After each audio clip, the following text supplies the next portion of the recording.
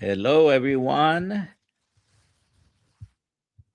This is the Kiltz Health live stream with Dr. Nelson. I am your host, Dr. Nelson. And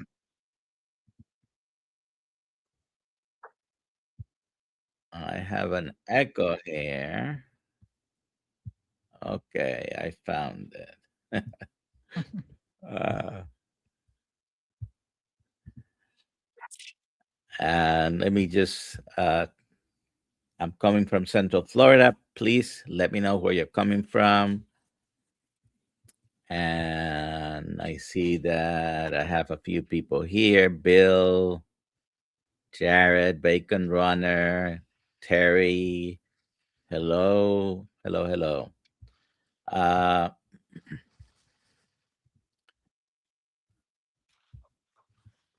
so we have a very special guest who is doing incredible work in the community health trenches. She graduated from Columbia University and Albert Einstein College of Medicine, and she's now unapologetically using proper human nutrition to reverse chronic disease in the sickest patients.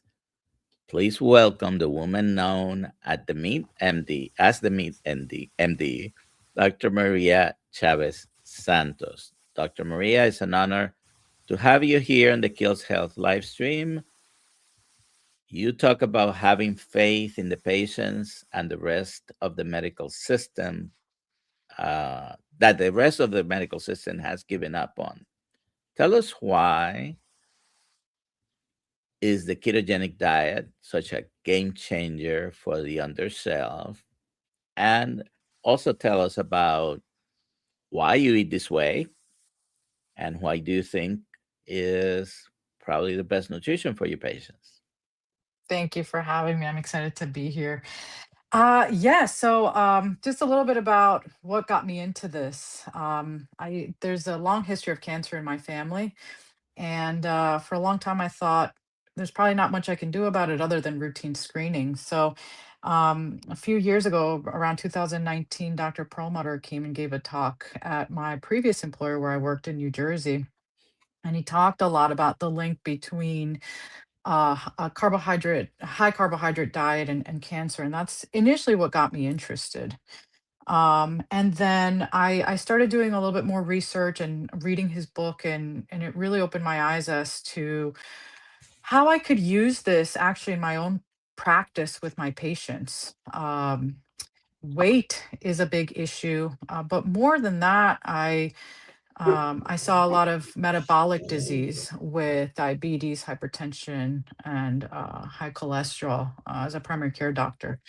So I started um, trying it out myself and seeing what would happen, and then sort of suggesting it to my patients. And I saw that as they started reducing their carbohydrates, their numbers started getting better.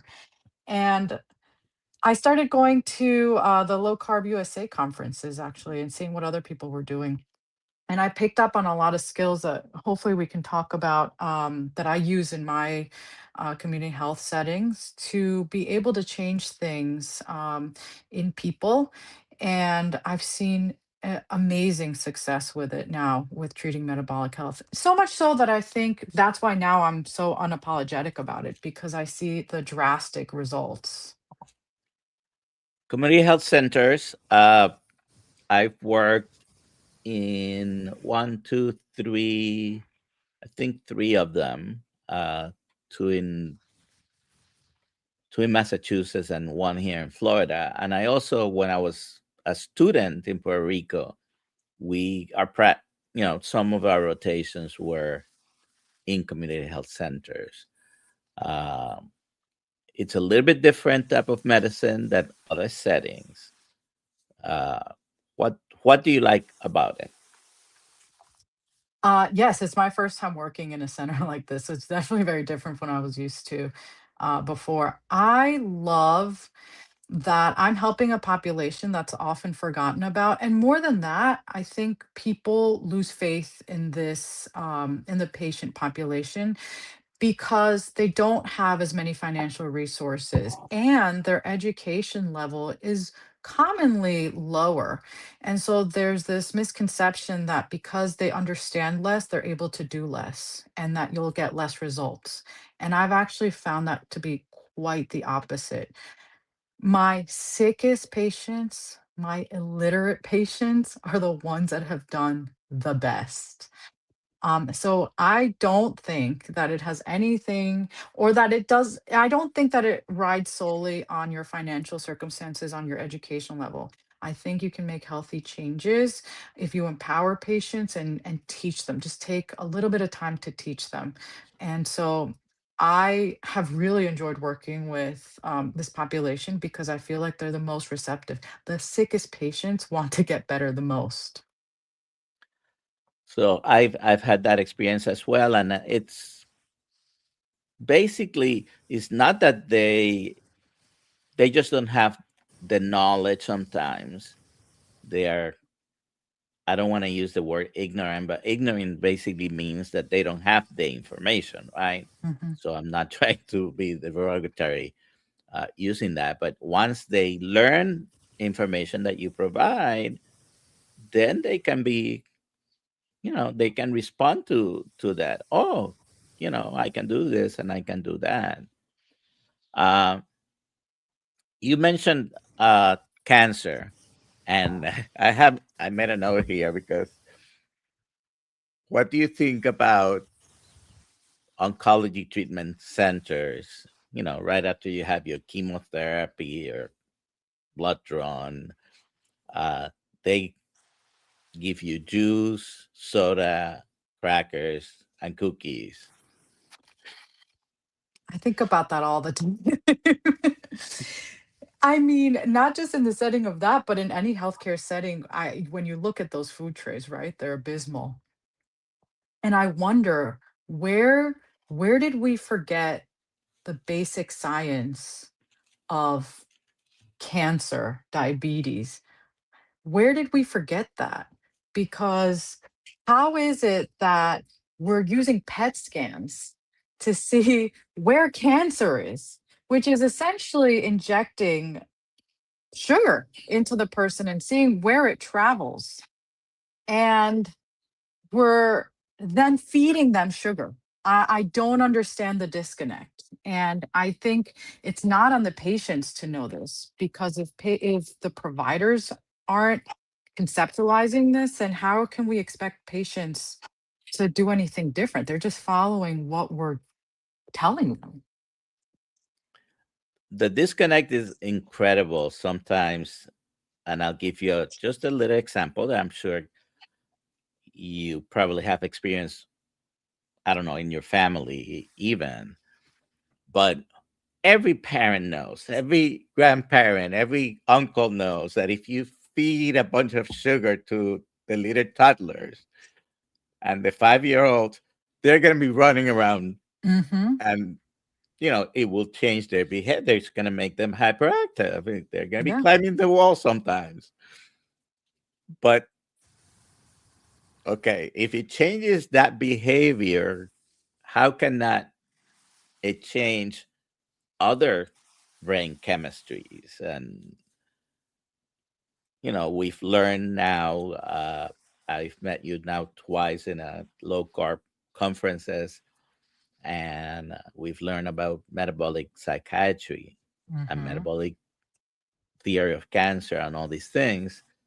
And we've seen how anxiety, depression, bipolar illness, schizophrenia, all kinds of mental health disorders and neurodegenerative disorders improve. Absolutely. Absolutely. I've actually had really incredible turnarounds with that, where I mean, I this is why I've become more emboldened in how I practice. I had a patient last year that I met. Her brother moved her to California because she had terrible dementia and schizophrenia, was on a lot of psychiatric medications for it.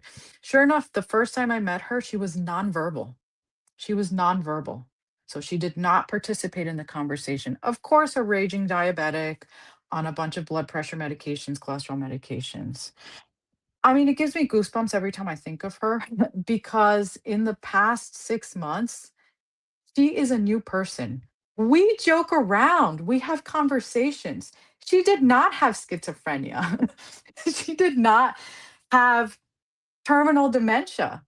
She was metabolically ill and it was making her brain sick to the point where she could not speak. And now she is a normal person. And in fact, about 2 visits ago, when I saw her, she came in to see me because she had fainted because she was following the diet so well that she was still taking her blood pressure medications.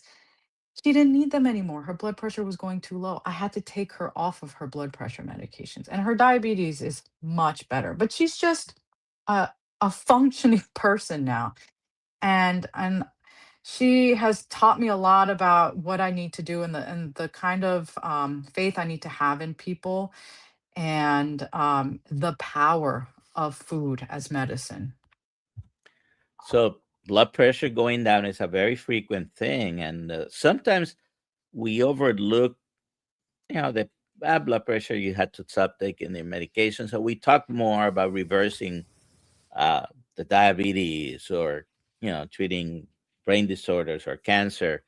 But this is almost I said, because it's not 100%, but almost universal, that someone who follows a strict, very low carbohydrate or carnivore diet, the blood pressure gets better. I was taking 300 milligrams of metoprolol a day Wow. and lisinopril 40 milligrams. Okay. And I going very strict keto didn't make much of a difference on the medicine. But when I went carnivore, uh, seven about 7 months later, I passed out, and I remember the day because it was the day of my birthday. So the day before was the last time I took any blood pressure medication, and the other day I wasn't feeling well. I had a little cold, so I took my blood pressure. It was 122 over 71. So I have been off blood pressure medication now for 3 years because my birthday was earlier this month. So it is satisfying as well as a physician. I know, to have someone go off their medications because they don't need them anymore. I want to point out a comment here. This must be someone that follows you, or Jared DeMoss. Can't wait for this one. Dr. Chavez Santos is amazing. Thank you. Uh, all right. All Yes, right. that's such a compliment. I love being able to help empower patients, and so it's always a compliment when they can see it. But more than that, I want patients to be able to see that they're amazing. Well, that's not the only one. Big Apple Montessori. She's the best doctor, compassionate, extremely knowledgeable, and really cares for her patients. I love her. Oh, thank you. I do. I think I really do care about people, and I think that that comes across when I talk to them. And that's the whole reason that I go to these conferences. I think it's my job to stay up to date, to stay informed, to stay critical, so that I can digest what I've learned in a way that people who maybe don't come from the best backgrounds, who don't have all the resources available to them, can pick and choose how they can modify their life over time so that they feel more in control of what they're doing with their lives. And people really have taken it to heart, and they've run with it. And as they feel more empowered, I feel more empowered to be able to teach them, what I learn. All right. So we have a question for you here. And if you have any questions for Dr. Maria, just put them in the chat, please. Put QQQ in front of it so I don't miss it. I almost missed this one. Uh, so let's see. And this is cookie cutter. Does the ketovore carnivore diet help with the prostate and also poor circulation? Dr. Maria. Yes, yes to both. I starting with the poor circulation. Um, I mean, that's kind of a general term, but I think really what you're talking about is probably vascular disease or venous or arterial disease. And what causes that is inflammation and buildup of plaque. And if you want to just simplify it, what causes that is a diet that's likely very inflammatory, high in carbohydrates. So as you reduce that, you can improve vascular disease, which does improve circulation. Um, I don't have as much experience with specific or as much background in terms of what specific studies for the prostate, but I do remember a couple conferences ago, somebody was talking about this and how it does help with symptoms of BPH, benign prostatic hypertrophy, which is where the prostate grows as men age and causes problems with how they urinate. And so I've encouraged patients to see how it works for them. And a lot of people do feel an improvement with that. I know there are studies behind it. I just don't know them off the top of my head. All righty. Uh, this is, we mentioned cancer, of course. Dr. Seyfried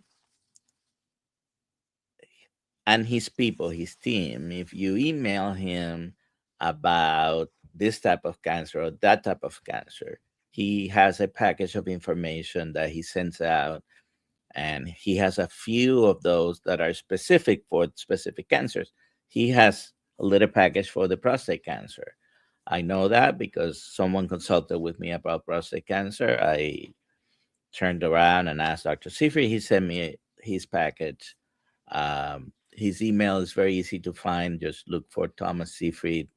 Uh, I believe it's Boston College, and they answer Mm. within 2 3 days usually. So they're very responsive to the. All right. So let's talk about the community health population, and you tell them lower.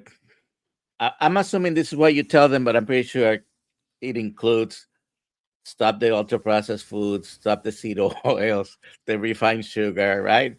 Eat real food. Uh, you know, if they, uh, I doubted that on your first conversation, you tell them stop all the vegetables you don't need meat. But so Hmm. if they're gonna eat real foods and a few vegetables and meat.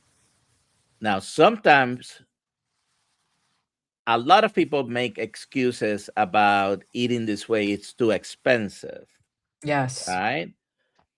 But it is very expensive to be on 15 or 20 medications and being sick because of something that you can change, which is mostly sometimes the food you eat. So, how do you go around if they say, well, I don't know, I can do that because it's too expensive? Right. I think I start off by saying, I see you're on a lot of medications, and I'm wondering if you'd be interested in talking a little bit more about how we can use food to help you get healthier. Most people, I would say 99% of people say yes. So that's me assessing where they are. Just like quitting smoking, where you can't reach everybody all the time 100%, not everybody's ready. I first have to see if they're ready, because if they're not ready, as much as I want them to change, I'm not going to be able to do so. If they do say they're ready, it also kind of preps them mentally in a way that, yes, they actually do want to hear about things. So they're telling themselves, yes, they're ready. And so we go through what foods are maybe not healthy, and also what they should be eating, because a lot of people think, well, the doctor's just going to tell me to cut this and that out. But and it's true. A lot of doctors, though, don't know what to tell people that they should be eating. They just say, "Eat Eat low-fat whole healthy. grain." Yeah. "Exercise, I'll see you in 6 months," or "Eat low-fat whole grain." I used to tell people all the time that. Why? Because that's what my preceptors in residency told me to say. I didn't know what that meant, right? And And that's what the so United States guidelines yeah. called for. Yes. Low fat, more grains. And there, here we are pushing more and more medications on people. So I make it, I frame it around one, empowerment, right? Are you interested in learning how you can change things with food? And most people nowadays, thankfully, want to reduce medications. So I'm touching on that aspect too of, can we minimize, can we decrease the amount of medications you're on, if not completely eliminate? And then assessing the readiness.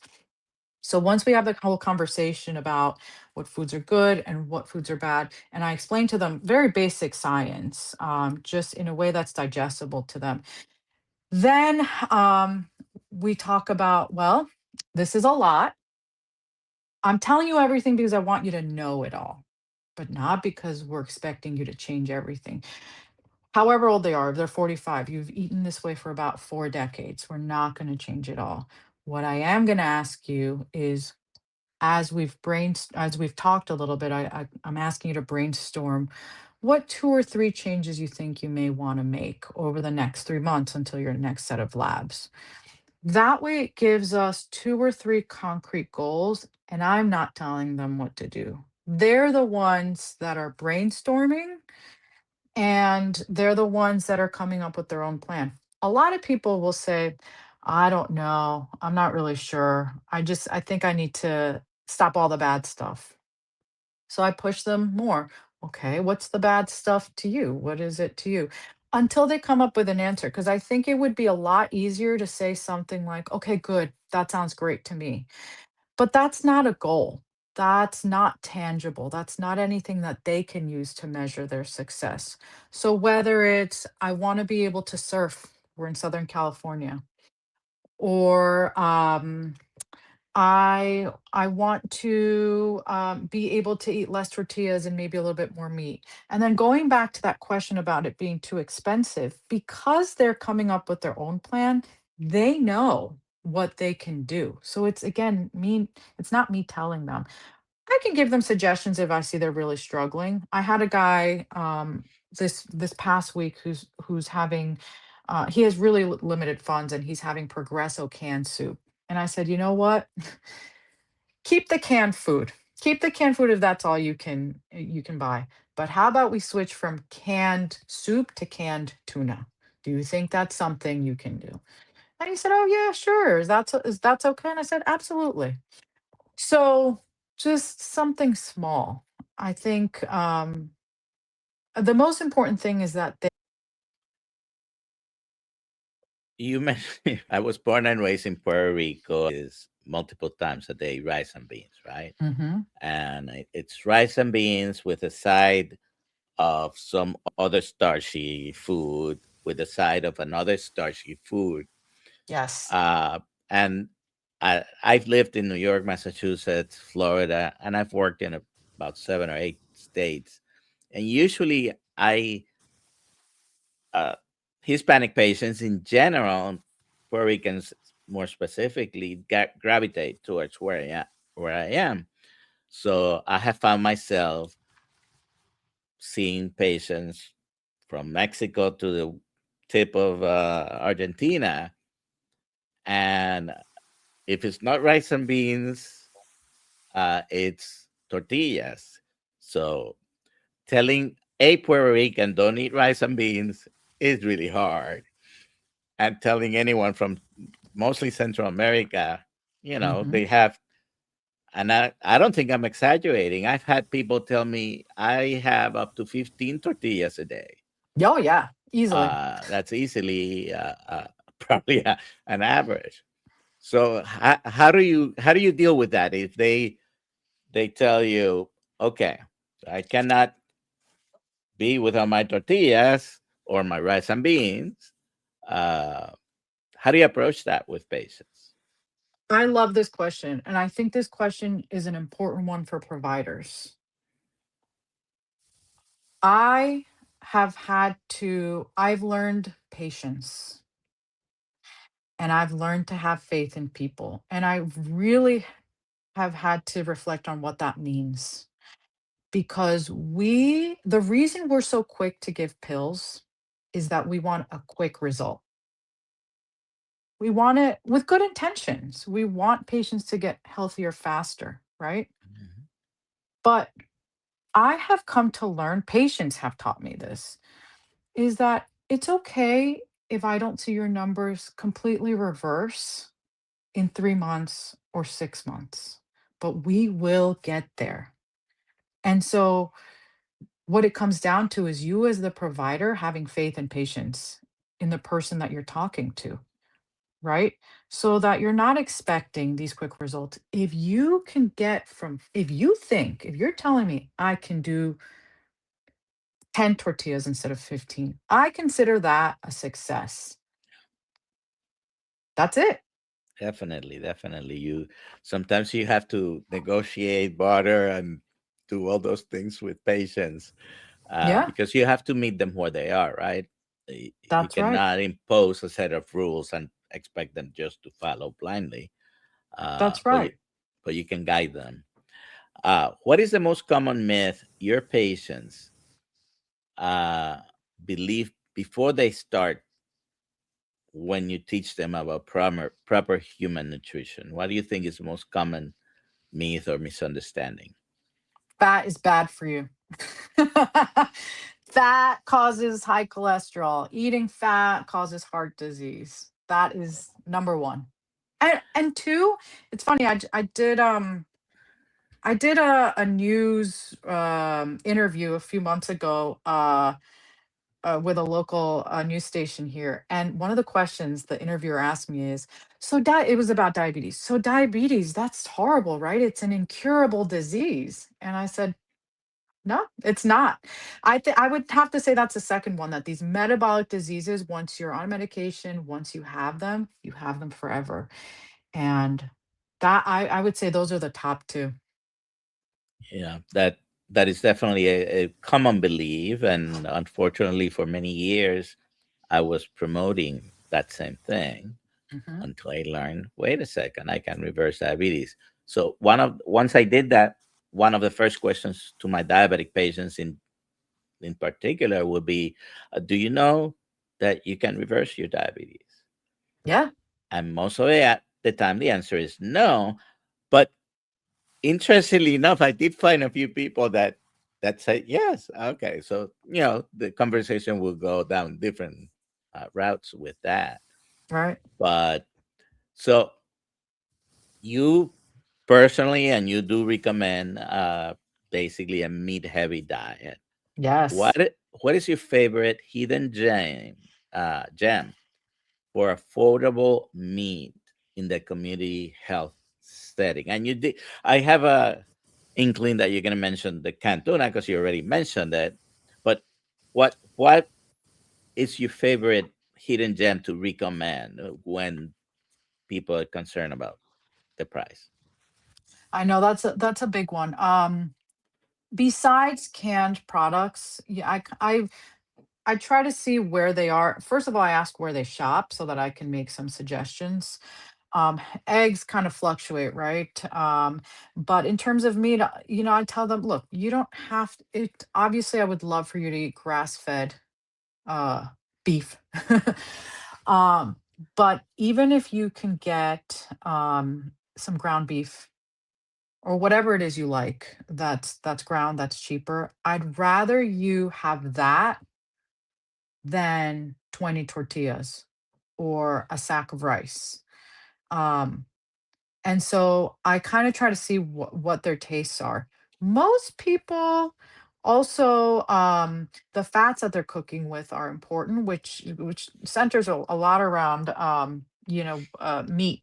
So a lot of people are using vegetable oils. So in this community, especially the where I practice, a lot of Mexican patients, they have seen pork fat being used, and so I'll ask them, "Well, do Do you think maybe you can use pork fat instead of, your canola oil?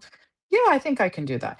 Avocado oil can be expensive, or, butter can be expensive, but somehow pork fat works. So, I try to see stay culturally sensitive, and then see where it is that they're at financially. Some people just can't do. Some people also. I have a lot of homeless patients, and so for them, the canned foods are the way to go. They don't have Or, access to a refrigerator. well, I was going to mention that it's not only the price, but they don't have, and they can buy big volumes as well because they have to be carrying their food, right? Hmm. In most instances. So, but canned sardines, canned Yes, tuna, canned chicken. salmon, chicken, beef. Hmm. Would that be my favorite food to go, to have first? No, but this is the emergency food that I have in my pantry because if there's nothing thawed and ready to cook, hey, corned beef, the cans Yes. of corned beef, sardines. I have all that stuff in the pantry. That's right. And I have a I Dr. Tro in his Toward Health website has a Mm. handout on how to eat healthy on a budget. So I've printed that out for people as well. And he says a lot of these things too. Um I I tell my patients I baptize them with a handout every time they meet me. And it has a list of foods that I've put together over the years from the conferences. And so that's part of my little Bible, my food Bible that I give them before they leave. Um, yeah, a lot of people have very good resources available online, and I too use many of them. Besides nutrition, what is the one lifestyle habit that most improves a patient's metabolic health?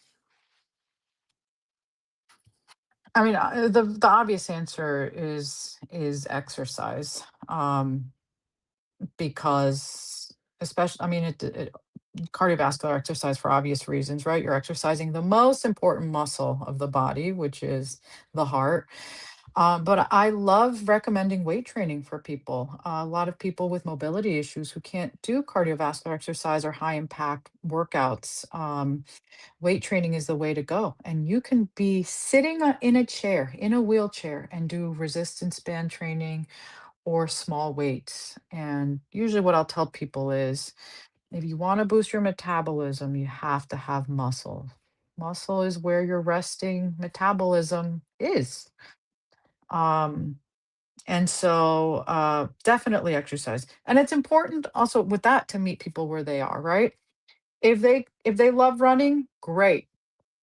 But if they hate it, they're never going to do it. If they love Zumba, wonderful. Go ahead and do that. And I think obviously it also boosts your mood, right? And when you're feeling well, you're motivated to eat better. And so it's not one thing or the other. It's definitely a combination of things that are symbiotic.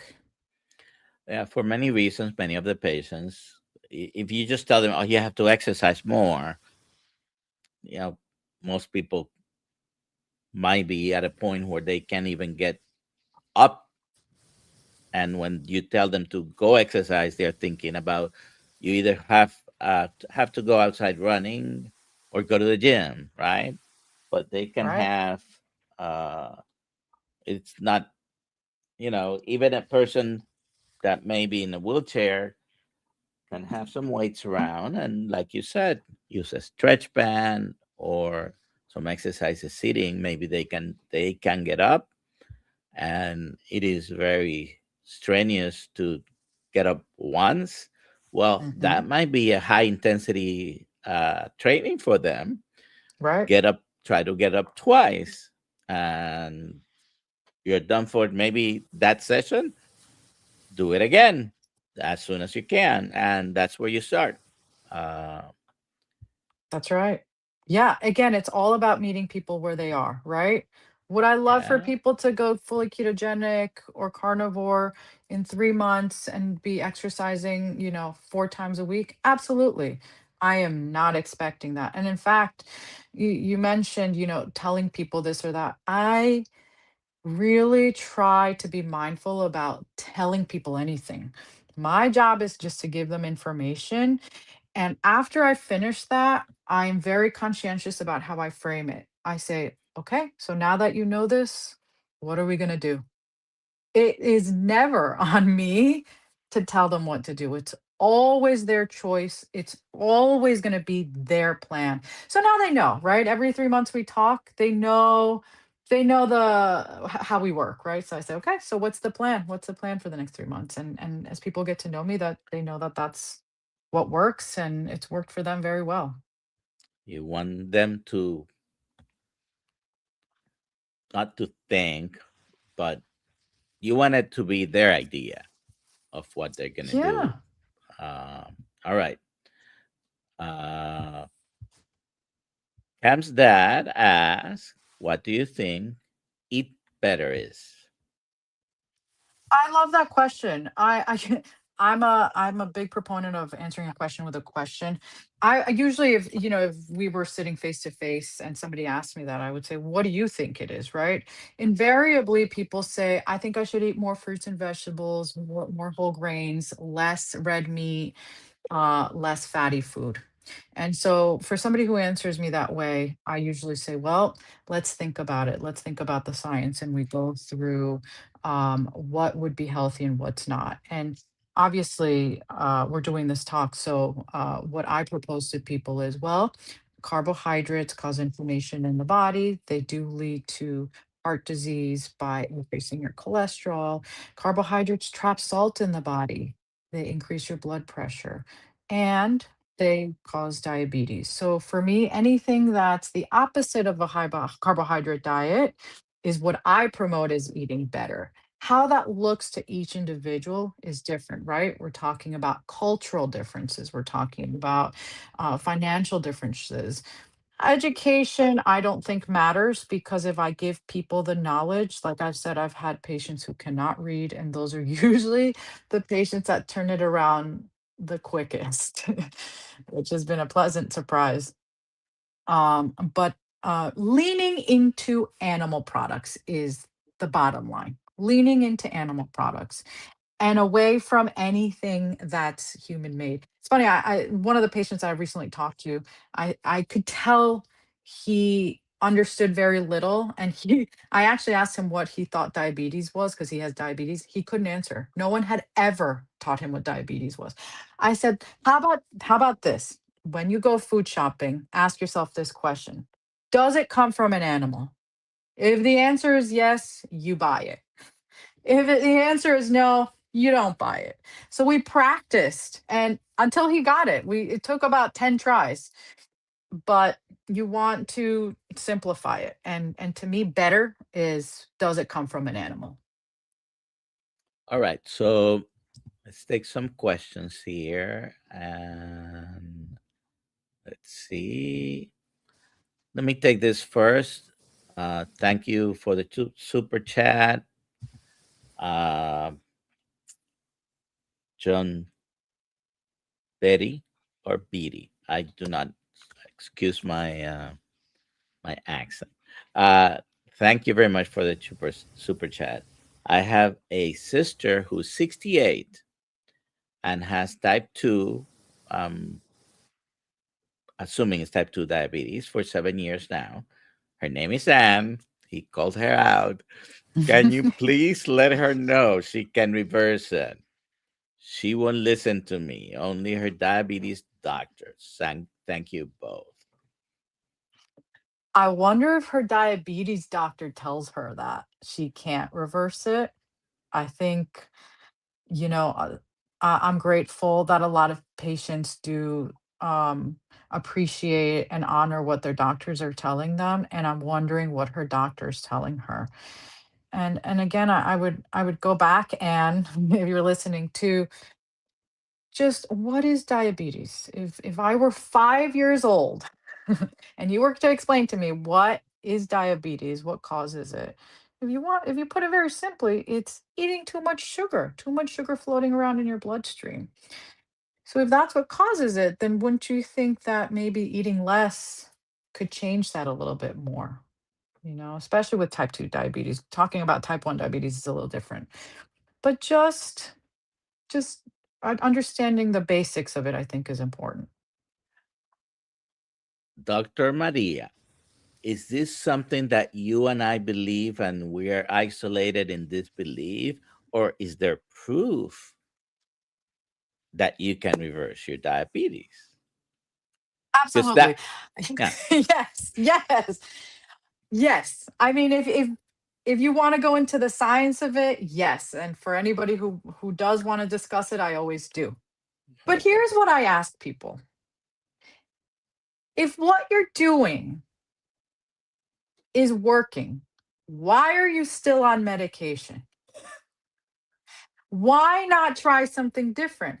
And then maybe in 3 months and 6 months, you can come back and tell me, doctor, what you said was completely wrong, right?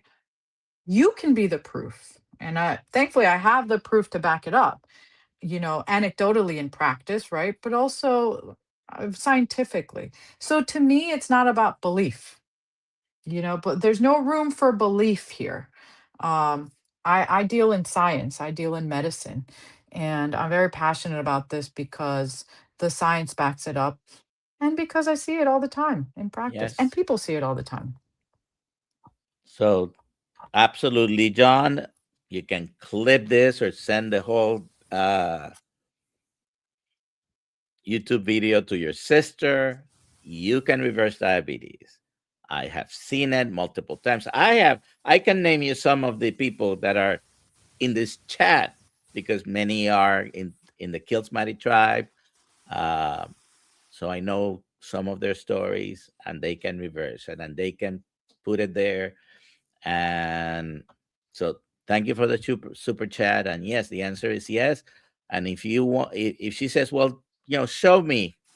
Well, besides the thousands of anecdotes, look for the Virta Health Study, which was, Mhm, I would call it a landmark study, I think 2017. And I think they reversed that diabetes in more than 50%, mhm. decreased medication in over 75 to 80% of the people. I mean, amazing results. And I think Dr. Tro and his people also have a little bit, Yes. few studies. So yes, there is also proof, and so no, it's not a chronic, incurable, forever progressing disease, which unfortunately is what Virta with a Virta, and he's asking me, you know, when I talk at meetups that we have, I always tell the story that if anybody doesn't understand me because of my accent, in 2018, I had a stroke and it gave me a funny side effect. I developed a Spanish accent. Mm. I love that. I was born and raised in Puerto Rico. That's where it comes from. All right. This is a comment, not a question, but it's important. Uh, Faith focused food freedom. Karen uh, is a Kiltz certified health coach, and this is why she's making this comment. Thank you. This is an excellent recommendation for us coaches, also, because we, among other things, we talk about motivational interviewing, which is basically the approach that you're using with the patients. And as a coach or as a physician, you want them to come up with a plan and supply Mhm. them some information, but it is them that they have to get better and even want to. If they don't want to, you stop there because they're not ready. Yes, and the other part of it is going a little bit beyond this. This is makes the visits a bit more complex. Is a lot of patients want to, but they just can't figure out how to do it. And so when I see patients struggling with that, it's not that they lack the knowledge because we've already talked about everything. But when I see them struggling, I go back to a really basic question and the question is why? What's your why? Because if you didn't care, if you lacked motivation, you wouldn't be sitting in front of me right now. You would have missed your appointment. You could have easily not scheduled a follow up. What is bringing you back to this office? What is keeping you taking your pills? Why? What is your why for trying to manage this? Most people, it's I I don't want to be in a wheelchair when I'm old. I want to be around for my children. And so getting them to verbalize that is important because it's not always lack of knowledge, right? It's getting them to remember what their purpose is in doing this. And it's hard to do that when especially in a community health setting, right? You have 15 to 20, you're given 20 minutes, but by the time you get in the room, you have 10. And so trying, just chipping away at it a little bit and reminding patients why they're doing this and them giving you the response, right? I think is really powerful. And again, going back to having the patients to not need to see drastic results right away. Most people will have great results, um, but not everybody needs that in that moment. And having that patience is really important. All righty. So Cam's dad asks Dr. Santos, any experience in high dose melatonin? I've been doing it for 7 weeks. I have meds to my liver. He's been carnivore for 3 years now. Mm. I don't have experience with that. I don't, I can't speak to that. I'm wondering, mm, no, I can't speak to that. I don't know All if right. Dr. There Nelson there using. is there are, and I even read a book about this, I forget the name, but there are a lot of current prescription medications and over the counter supplements that have been repurposed or have demonstrated some uh, advantage in using them in cancer patients. And uh, I guess this is why he's asking, because Mhm, melatonin is one of those. By the way, things as simple as loratadine and metformin mhm, have also been shown some benefits in cancer treatments, but uh, not your area of expertise, nor mine specifically, although we do deal with patients with cancer all the time. And I have personally experienced uh, weight in the past, because it was almost 3 years ago, doing good. Anyways, uh, let's see. By the way, going through treatments, I did a lot of fasting before and mhm, after my treatments. I was checking my ketones. I was using a number of natural supplements that have been proven to have an effect in inhibiting the glutamase uh, enzyme, because glutamine, if you've listened to Dr. Seafried, obviously glucose, glutamine, and some other stuff kind of feeds the cancer cells. Anyways, uh, if you have any questions, any more questions for Dr. Maria Chavez Santos, we're coming to the end of the live stream in a moment. Uh, okay, I do have another question here. Let's see.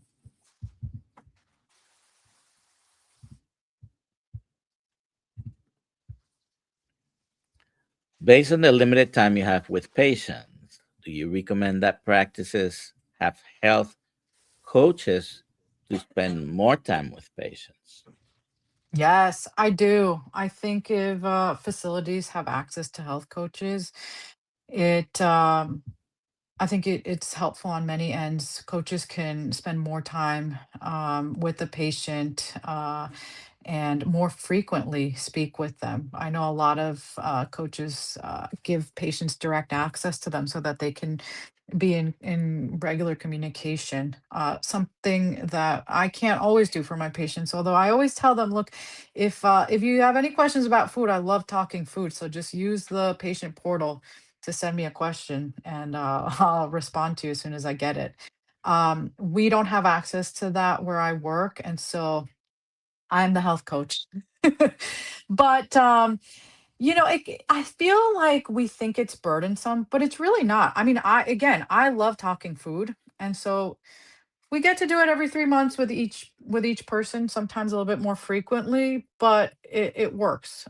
Obviously, you'd probably get more drastic and quicker results with the benefit of a health coach, but we're still working on that. I'm hoping we can bring that to my current employer. I think we're in talks about that.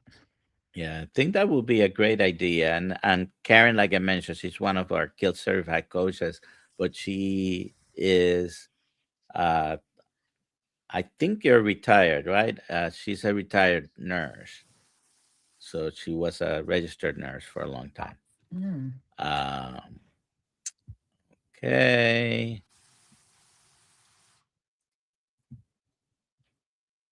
is Dr. Santos a T2 doctor? I'm assuming he means type 2 diabetes doctor. Uh, Go ahead and answer that question. What kind of doctor are you? I'm a primary care doctor. I'm trained in family medicine. So that means I am trained to from birth to death. So I'm trained to deliver babies, although I don't currently do that. And I'm trained to do pediatric care as well as adult care of all ages. Where I work right now, the need is more in the adult community. And so I'm seeing mostly adults. And unfortunately, there's a pandemic of metabolic disease, including type 2 diabetes. So I very much am a diabetes doctor, but I'm hoping over time my patients and I can change that.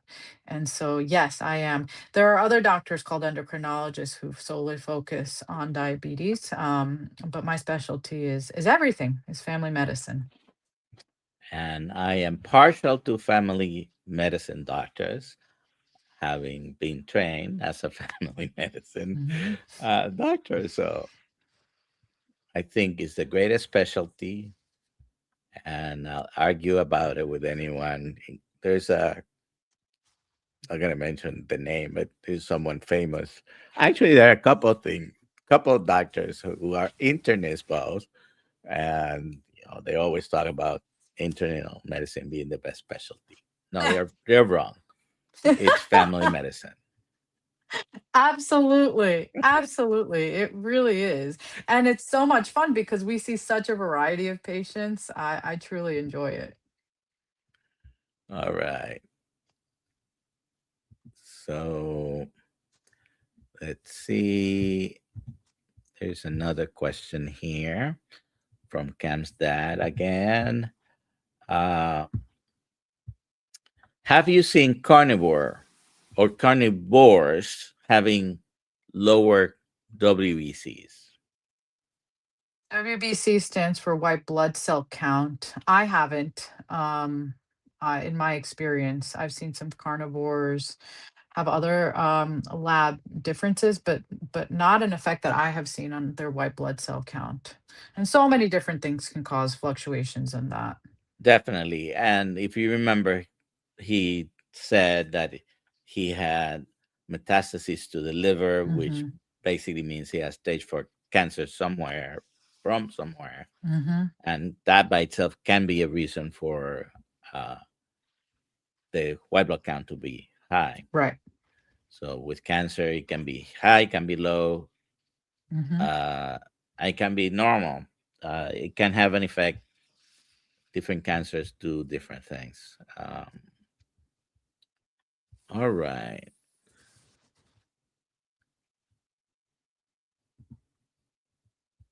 So this is just a comment.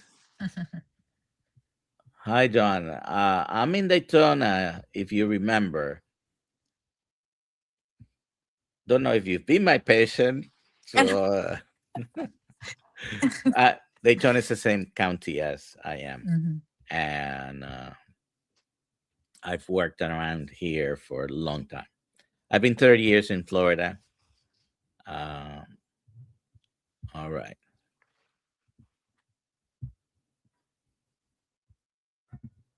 All right. So if anyone wants to contact you, what, where would they do that? My Instagram is probably the best way if you have a Instagram. It's Meet MD, MEAT MD. Yeah, the Meet MD. Obviously, I can't provide any personal medical advice. If I'm not your doctor over the internet, but I'm happy to, talk food just because I love talking about it so much. Mhm. And I am in the California area in San Diego. I practice in Carlsbad. And so if you look me up, you'll find me on the internet, and I would love to partner with you to help you stay healthy and help you be healthy and help you see that you can keep yourself healthy. I think that's really the most important thing. It's what gives me professional purpose. I love what I do, and I tell patients this all the time. Seeing you feel empowered and change your life is what gives me satisfaction. And I'm so lucky that I get to be witness to this. Usually, we chat, we sit, we have a conversation. Okay, what have you done? What do you want to do? Let's talk food. I hear, patients teach me too what they're experimenting with, what they see. And it really is a lot of fun to help people. And what's interesting, I think, going to the back to the overall topic of this conversation is the sickest patients, especially with diabetes, the sickest patients I've met, and I've practiced. I trained well, I went to medical school in the Bronx. I trained in a very rural part of New Jersey. I lived in Princeton and very close to New York City. I practiced as well. So I've seen a good variety of patients, culturally, socioeconomically. The sickest patients I've seen is here in California, and the people that have really taken to heart what we talk about and turned it around the most have been here. And who would have thought that, right? That if you have a little bit of faith or a lot of faith in people, and if you can teach them how to uh, help themselves, that they can do it and they can teach others around them to do it. And so I'm seeing that as well. And so would love to have people come to see me and talk food anytime. Thank you very much, Dr. Maria. Thank you for the incredible work that you're doing and for being so unapologetic in your mission to heal. You're truly empowering the underserved. Everyone, please follow Dr. Maria on the Instagram. We showed it. I'll show it one more time. It's the Meet MD. And you have a great day, everyone. At Thank you. 5:30 today, we have our Kiltz Mighty Tribe Zoom call. We'll be there in an hour and a half. Everybody, have a great day.